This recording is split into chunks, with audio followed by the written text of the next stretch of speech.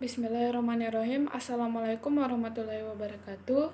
Perkenalkan, nama saya Nur Aini dengan nomor pokok mahasiswa 19401031010. Saya dari program studi Teknologi Hasil Perikanan, Fakultas Perikanan dan Ilmu Kelautan, Universitas Borneo Tarakan. Di sini saya dari kelompok 10 dengan submateri sumber cemaran bahan baku dan produk hasil perikanan pada mata kuliah pengujian bahan baku dan produk hasil perikanan. Perkenalkan, nama saya Junta Sari dengan NPM 1940103048. Adapun pendahuluan itu ikan merupakan salah satu bahan pangan yang memiliki kandungan nutrisi yang tinggi. Beberapa kandungan nutrisi yang melimpah dalam ikan adalah protein, vitamin, dan mineral. Namun tidak seluruh ikan dapat memberi efek yang baik jika dikonsumsi.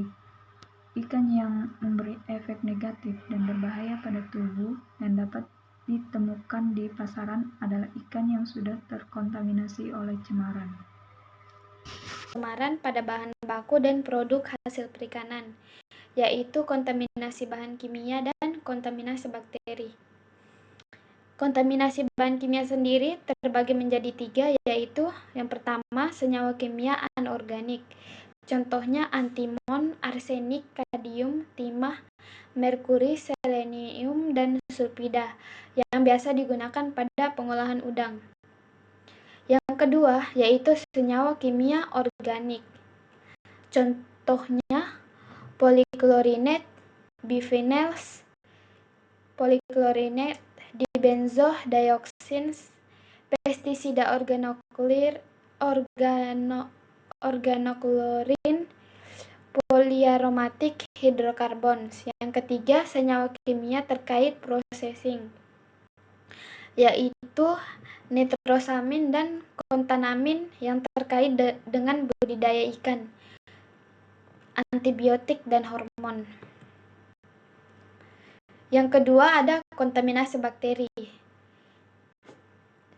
Yang pertama itu kontaminasi Salmonella sp yang dapat menyebabkan salmonellosis dengan gejala diare tidak berdarah, sakit perut, demam, mual, dan muntah. Yang kedua, Shigella sp menyebabkan shigellosis atau infeksi pada usus dengan gejala diare ringan untuk disentri, ditandai dengan tinja berdarah, sekresi lendir, dehidrasi, demam tinggi, dan kram perut yang parah. Penyakit selanjutnya yaitu sumber cemaran. Yang pertama, sumber cemaran pada bahan kimia. Masalah yang berkaitan dengan kontaminasi bahan kimia di lingkungan hampir semuanya disebabkan oleh ulah manusia. Laut yang menampung ratusan juta ton limbah dari processing industri, lumpur instalasi pengolahan limbah, bahan kimia yang digunakan dalam pertanian, dan limbah rumah tangga. Nah, limbah-limbah ini semua mengalir pada perairan dan mencemari lingkungan di wilayah pesisir ataupun di air tawar. Dari sinilah bahan-bahan kimia tersebut mengkontaminasi ikan dan organisme lain. Cemaran bakteri yang pertama Salmonella sp. Karena kontaminasi salmonella pada kerang terjadi karena tumbuh di perairan yang tercemar.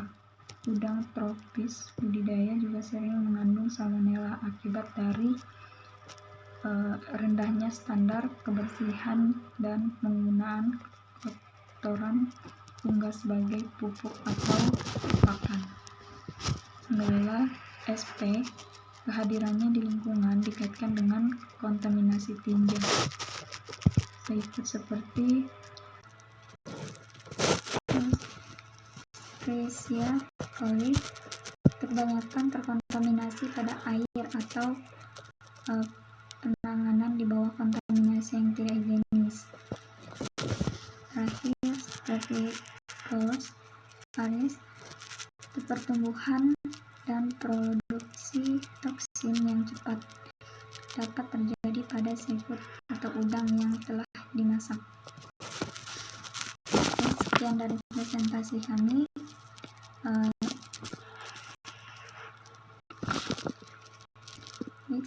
Sekian dari presentasi kami. Baik, terima kasih. Baik, sekian dari pemaparan materi yang kami sampaikan. Kurang dan lebihnya mohon dimaafkan. Terima kasih.